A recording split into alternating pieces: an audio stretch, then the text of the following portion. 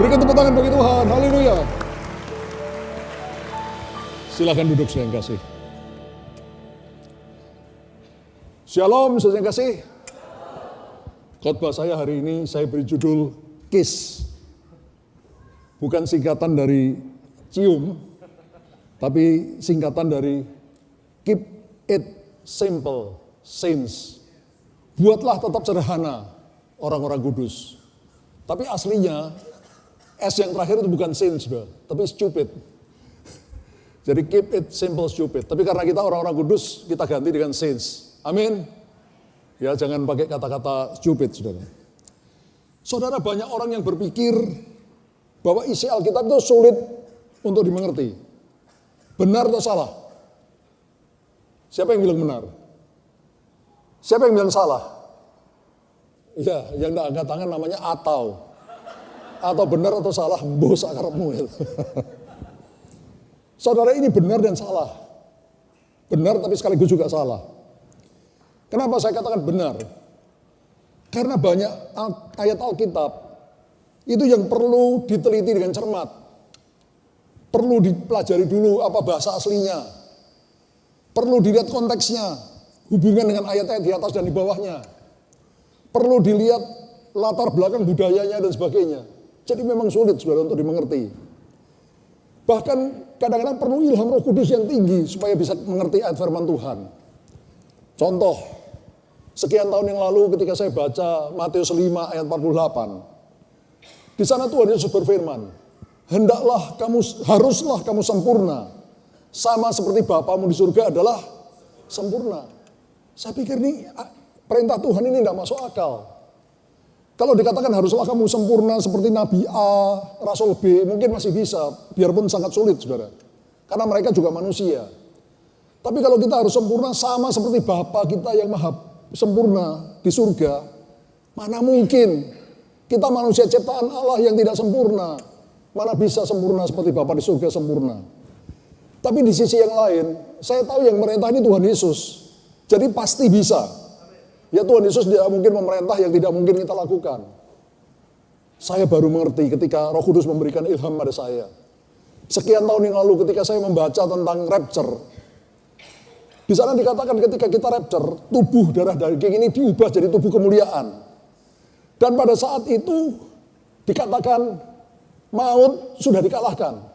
Musuh manusia yang terakhir yaitu maut, kematian sudah dikalahkan.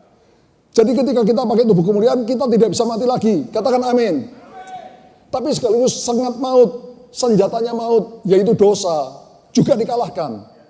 Artinya ketika kita pakai tubuh kemuliaan, kita tidak bisa mati lagi, dan kita tidak bisa berdosa lagi. Kita sempurna, seperti Bapa di surga adalah sempurna. Berikan tepuk tangan bagi Tuhan, haleluya. Tapi bahwa ayat Alkitab itu sulit dimengerti, itu juga salah, saudara. Kenapa demikian? Buktinya banyak anak-anak, bahkan orang-orang yang sederhana, yang kurang berpendidikan, itu bisa menjadi pengikut atau murid Kristus. Jadi ada benarnya, tapi juga ada salahnya. Nah, di sini saya akan bicara 3 hal tentang menjadi sederhana. Ada 3 hal tentang menjadi sederhana. Yang pertama mengenai isi seluruh Alkitab. Ada istilah, kalau bisa dipersulit, kenapa harus dipermudah? Ya contohnya kalau kita mengurus surat-surat perizinan, ya kadang-kadang kita mengalami seperti itu, dipersulit. Tapi yang paling menyedihkan, ada kaum-kaum agamawi yang mempersulit firman Tuhan. Contoh Matius 15 ayat 1-9. Kemudian datanglah beberapa orang Farisi dan ahli Taurat dari Yerusalem kepada Yesus dan berkata, mengapa murid-muridmu melanggar adat istiadat nenek moyang kita? Mereka tidak membasuh tangan sebelum makan. Jadi saudara, Allah memberikan hukum Taurat kepada bangsa Israel melalui Nabi Musa. Tapi para ahli Taurat ini menambah hukum Taurat itu dengan adat istiadat nenek moyang. Dengan aturan-aturan yang dibuat sendiri. Seperti contohnya membasuh tangan sebelum makan, mencuci atau membasuh mangkuk dan sebagainya. Mempersulit, menambah-nambahin firman Tuhan. Bahkan menganggap firman Adat istiadat mereka itu lebih tinggi daripada firman Tuhan. Tapi Yesus menjawab ayat 3. Mengapa kamu pun melanggar perintah Allah demi adat istiadat nenek moyangmu? Sebab Allah berfirman, hormatilah ayah dan ibumu. Itu 10 perintah Allah. Dan lagi siapa yang mengutuki ayahnya atau ibunya pasti dihukum mati. Itu penjelasan dari hukum Taurat. Tapi kamu berkata, barang siapa berkata pada bapaknya atau pada ibunya, apa yang ada padaku yang dapat digunakan untuk pemeliharaanmu di masa tua, sudah digunakan untuk persembahan kepada Allah, melalui gereja, melalui bait Allah. Maka orang itu tidak wajib lagi menghormati ayah dan ibunya, tidak wajib lagi memelihara ayah dan ibunya. Dengan demikian firman Allah kamu nyatakan tidak berlaku demi adat istiadatmu sendiri. Jadi orang-orang ini saudara, sudah menambah firman Allah dengan ajarannya sendiri. Dan menganggap ajaran mereka itu lebih tinggi dari firman Allah. Dari hukum Taurat saudara. Maka Yesus berkata kepada mereka di ayat 7. Hai orang-orang munafik.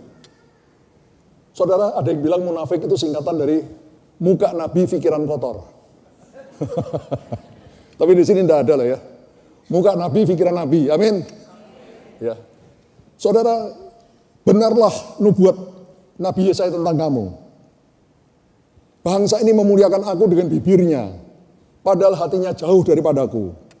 Percuma mereka beribadah padaku, sedangkan ajaran yang mereka ajarkan adalah perintah manusia.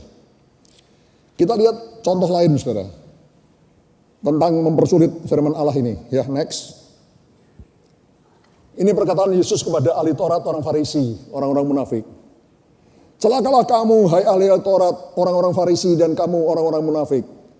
Karena kamu menutup pintu-pintu kerajaan Allah di depan orang, sebab kamu sendiri tidak masuk dan kamu mengerintangi orang yang berusaha untuk masuk.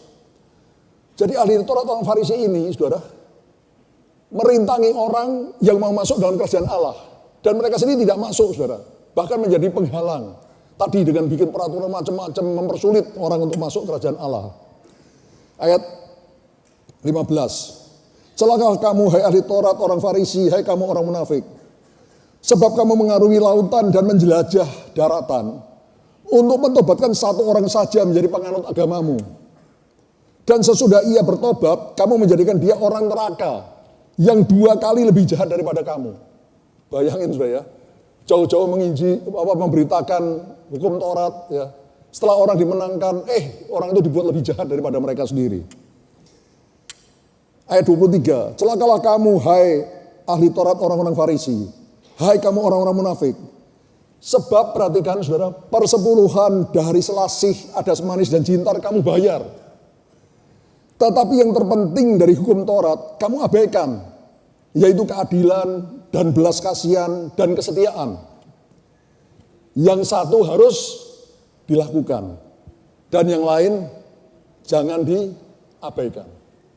Saudara, saya sedih ya melihat ada hamba-hamba Tuhan. Ya, saya ini tidak mau menjelek-jelekkan hamba Tuhan lain. Tapi ada hamba-hamba Tuhan yang mengatakan bahwa Tuhan Yesus tidak pernah menyuruh kita membayar perpuluhan. Tidak pernah mereka bilang. Bahkan mereka pakai ayat ini saudara untuk menjelaskan.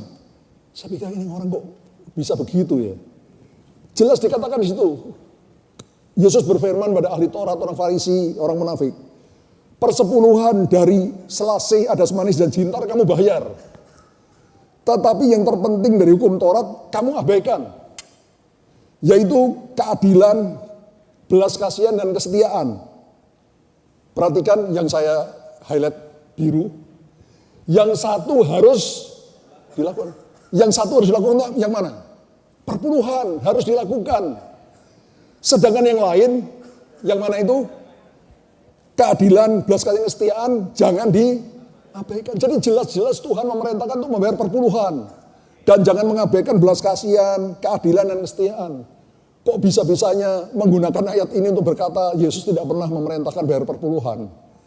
Ya, saudara, sebetulnya itu soal hati, saudara. Ya mohon maaf ya. Saya ini kalau bersaksi kadang-kadang saya takut dianggap membanggakan diri. Saya membayar perpuluhan sampai detik ini lebih daripada yang ditentukan di dalam Alkitab. Ya. Kenapa? Ya bukan saya kelebihan uang, saudara, tapi karena hati saya mengasihi dia. Makin saudara mengasihi, ya, sudah tidak ada hitung-hitungan, saudara. Ya. Seluruh hidup ini miliknya siapa? Miliknya Tuhan. Jadi biasanya kalau engkau sungguh mengasihi, sudah tidak hitung-hitungan, saudara, ya. Saya tidak suruh saudara membayar perpuluhan lebih daripada ketentuan, ya. Tuhan nyuruh perpuluhan aja, ya. Tapi kalau saudara mengasihi, ingin memberikan lebih, monggo. Amin, saudara. Lanjut ayat 27. Celakalah kamu, hai ahli Taurat, orang Farisi, orang munafik. Sebab kamu sama seperti kuburan yang dilabur putih, yang di sebelah luarnya bersih tampaknya, tapi sebelah dalamnya penuh tulang belulang dan berbagai jenis kotoran. Ya, orang munafik itu seperti kuburan. Di luarnya putih, bersih, dilabur, bahkan ditempelin marmer indah dan sebagainya. Tapi dalamnya penuh dengan tulang belulang dan kotoran. Ya, jangan seperti itu. Next. Saudara, kalau ahli Taurat, orang-orang Farisi ini mempersulit, menambah-nambahin firman Tuhan, Yesus justru menyederhanakan firman Tuhan. Ya, contoh Matius 7 ayat 12. Ini perkataan Tuhan Yesus. Segala sesuatu yang kamu kehendaki supaya orang perbuat kepadamu, perbuatlah demikian juga kepada mereka. Itulah isi seluruh hukum Taurat dan kitab para nabi. Jadi apa yang kita mau orang perbuat sama kita mau orang hormat sama kita, ya orang mengasihi kita, orang tidak membohongin kita lakukan sama orang lain. Ya. Tapi apa yang kita tidak mau orang lakukan, jangan lakukan sama orang lain. Do you understand? Supaya lebih jelas kita lihat Matius 22. Jawab Yesus kepadanya, ketika ada seorang ahli Taurat bertanya, Guru, hukum apa yang paling utama dari hukum Taurat?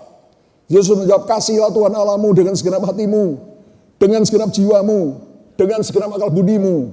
Itu hukum yang terutama dan yang pertama. Dan hukum yang kedua yang sama dengan itu ialah, kasihilah sesamamu manusia seperti dirimu sendiri. Pada kedua hukum inilah tergantung seluruh hukum Taurat dan kitab para nabi. Saudara, seluruh Alkitab ini bisa diringkas menjadi satu kata, yaitu kasih. Kasih pada Allah lebih dari apapun juga, bahkan lebih dari diri kita sendiri. Dan kasih kepada sesama manusia seperti kita mengasihi diri kita sendiri. Itulah isi seluruh hukum Taurat dan kitab para nabi.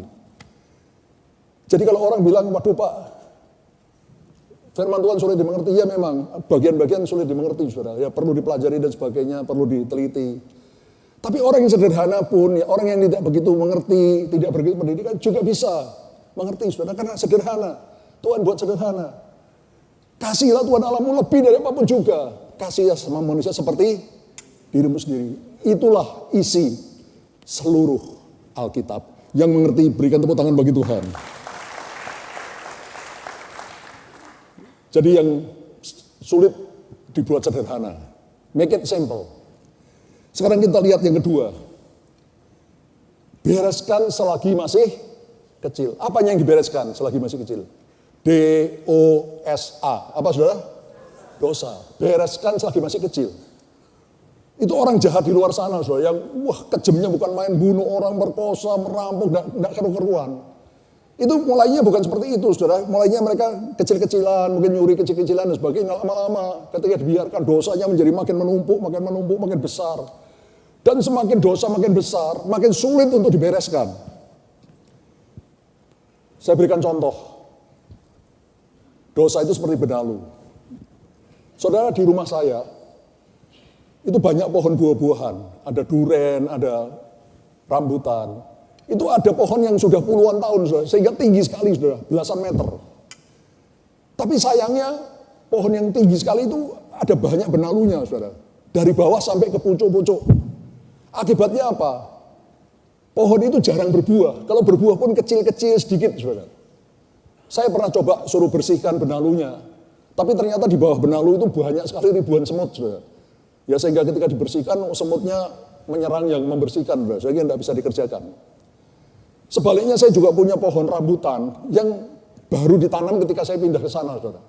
Ya, tidak begitu tinggi, saudara. Tapi tidak ada benalu. itu buahnya berlimpah-limpah. Sudah dipetik masih ada lagi, petik masih ada lagi. Saudara, demikian juga dengan kita, saudara. Kalau dosa dibiarkan, maka kita tidak akan berbuah. Ya, kita akan gagal dalam hidup ini. Saudara, dosa itu juga seperti akar pohon. Pohon kalau masih kecil, gampang dicabut. Tapi coba makin besar, makin sulit untuk dicabut. Karena itu, bersihkan dosa, bereskan dosa ketika masih kecil. Saya sudah ngomong di sini puluhan atau ratusan kali, saudara ya. Waktu kita bersaat teduh tiap hari, ya, periksa diri. Sekecil apapun dosa yang Tuhan ingatkan, langsung bereskan. Ya, kadang-kadang di pikiran, kita ada pikiran yang kotor, pikiran yang tidak baik, pikiran yang jahat, cepat dibereskan. Mungkin perkataan kita tidak baik, cepat dibereskan. Tingkah laku kita harus segera dibereskan. Ketika masih kecil, itu masih gampang. Tapi ketika sudah menjadi besar, itu sulit untuk dibereskan. Supaya lebih jelas lagi juga, mari kita baca Matius 12, ayat 43-45. Apabila roh jahat keluar dari manusia, ia pun mengembara ke tempat-tempat yang tandus mencari perhentian. Tapi ia tidak mendapatnya. Lalu ia berkata, aku akan kembali ke rumah yang telah kutinggalkan itu. Maka pergilah dia dan mendatangi rumah itu. Apa saudara? Kosong, bersih tersapu dan rapi teratur. Saudara, ini bicara tentang orang yang mengalami pelayanan pelepasan. Ya, ini Pak Yunus ini sering pelayanan pelepasan. Ketika roh jahat diusir dari seseorang, ya, orang itu jadi bersih, menjadi rapi teratur, karena roh jahatnya sudah kabur. Tapi kosong. Nah, ini berbahaya. Ya, kalau dia kosong, maka roh jahat yang tadi pergi, dia kembali dilihat, rumahku bersih teratur tapi kosong. Lalu dikatakan ayat 45, lalu ia keluar dan mengajak 7 roh jahat yang lain lebih jahat daripada dia. Dan mereka masuk dan diam di situ. Maka akhirnya keadaan orang itu lebih buruk daripada keadaan yang semula. Ya, jadi kalau saudara sudah dilayani pelepasan dan sebagainya, cepat penuhi diri saudara dengan firman Allah dan dengan Roh Kudus. Maka roh jahat tidak akan berani kembali. Berikan tepuk tangan bagi Tuhan, haleluya. Bereskan dosa selagi masih kecil. Sekarang kita lihat hal yang ketiga tentang menjadi sederhana, yaitu tentang kebahagiaan hidup. Semua orang pasti ingin bahagia. Coba saya tes, siapa yang mau hidupnya berbahagia? Kalau ada yang nggak mau berbahagia, nih ngomong ada konselor, sudah. Ya, tokohnya langsung saya minta habis ini dilayani, Pak. Pasti something wrong, Pak. Semua orang ingin bahagia, amin. Tapi kenapa buktinya banyak sekali orang tidak berbahagia hidupnya? Bahkan banyak sekali orang Kristen yang tidak berbahagia hidupnya.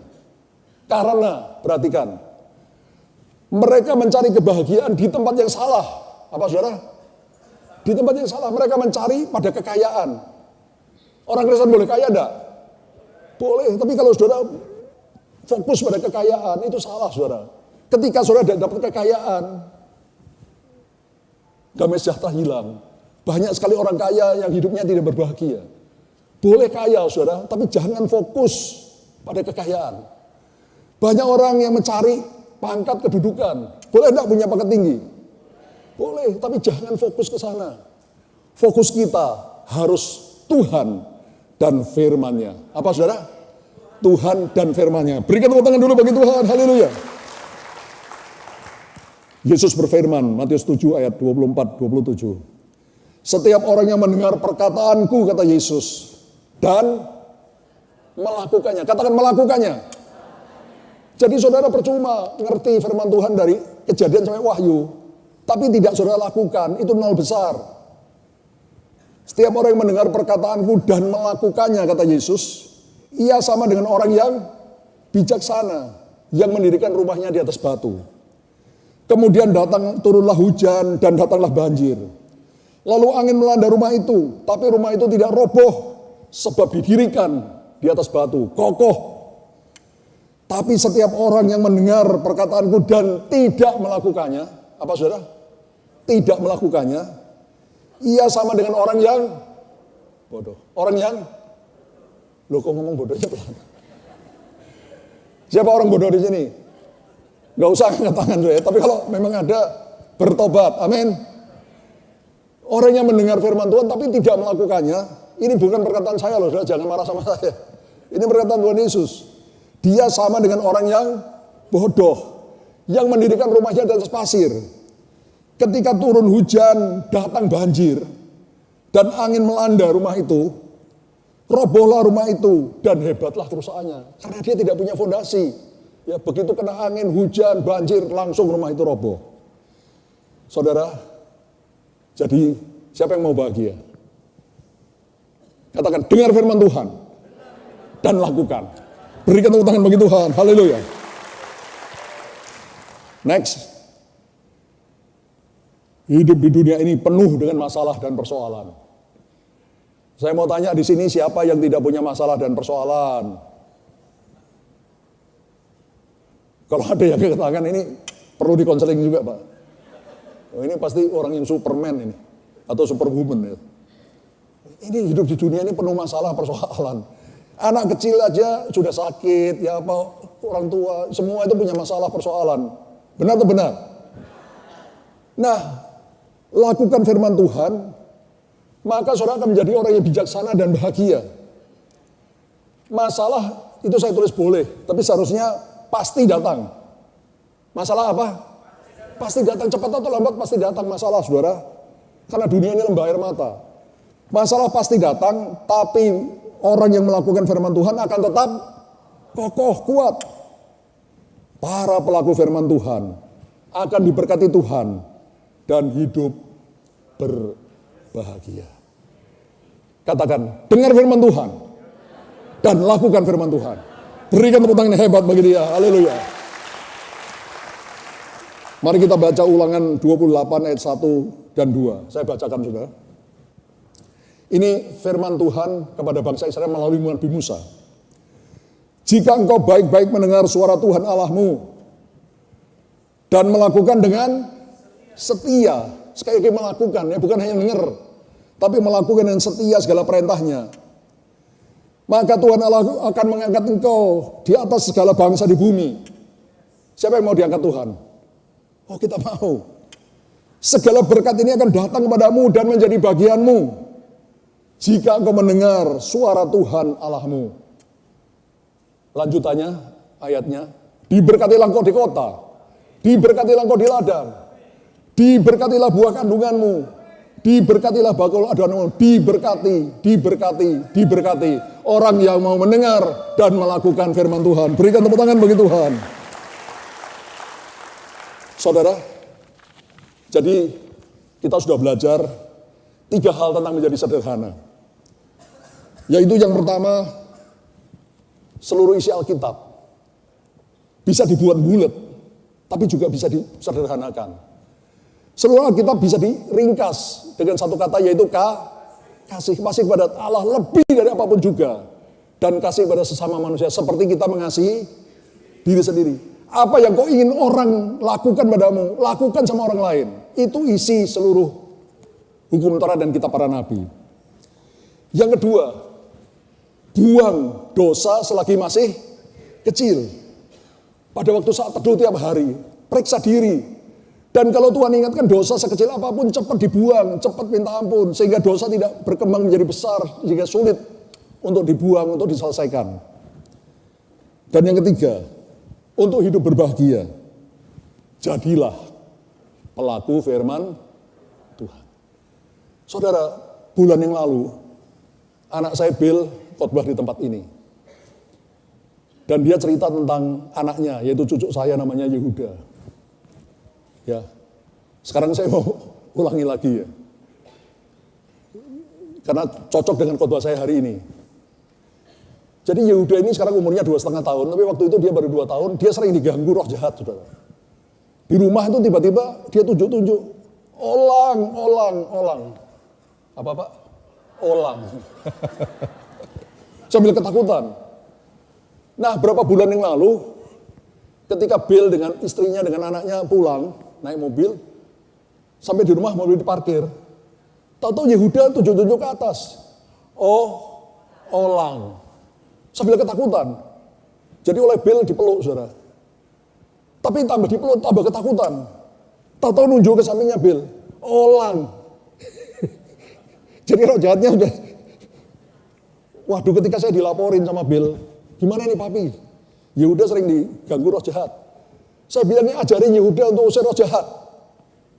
Jadi Yehuda mengusir, saudara, roh jahat. Dan saudara lihat apa hasilnya ketika anak kecil 2 tahun mengusir roh jahat. Mari kita lihat sebentar ya. Pak Yunus harus lebih hebat nih. Iya, tadi ya.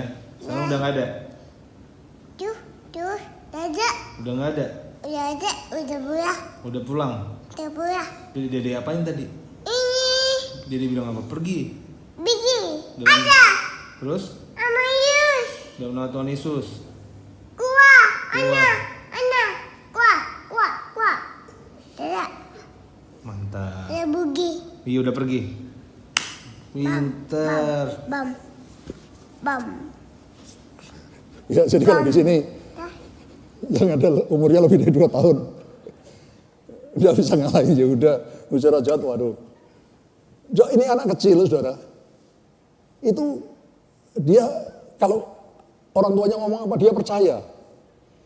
Ya supaya lebih jelas, Matius 18 ayat 3 sampai 4. Yesus berfirman, aku berkata padamu sesungguhnya, jika kamu tidak bertobat dan menjadi seperti anak kecil. Katakan kira-kira, bertobat dan jadi seperti anak kecil. Kamu tidak akan masuk ke dalam kerajaan surga. Jadi kalau mau masuk kerajaan surga harus bertobat dan jadi seperti anak kecil. Anak kecil itu banyak hal yang baik, saudara. Anak kecil itu enggak gengsi. Ya, gengsi gitu. Enggak, saudara. Ya. Anak kecil enggak gengsi, dia rendah hati. Mudah mengampuni.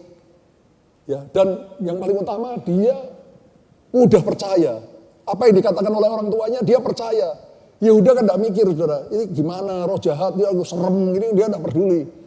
Bapaknya bilang usir dalam nama Yesus, ya dia usir dalam nama Yesus. Yang saya tanya yang kabur tunggang langgang. Ya. Jadi slide terakhir. Untuk masuk kerajaan surga, bertobatlah. Jadilah seperti anak kecil. Simple. Sederhana. Saudara, ada seorang hamba Tuhan. Hebat, kalau saya tidak salah ingat, Smith Wigglesworth. Hamba Tuhan yang dipakai Tuhan luar biasa. Dia membangkitkan 23 orang mati. Saudara pernah membangkitkan berapa orang mati? Saya pun belum pernah, saudara. Ya kalau orang sembuh mungkin pernah. Tapi kalau membangkitkan orang mati saya nggak pernah, saudara. Pernah ngomong begini, saudara. Kalau salah ini memang Smith ya.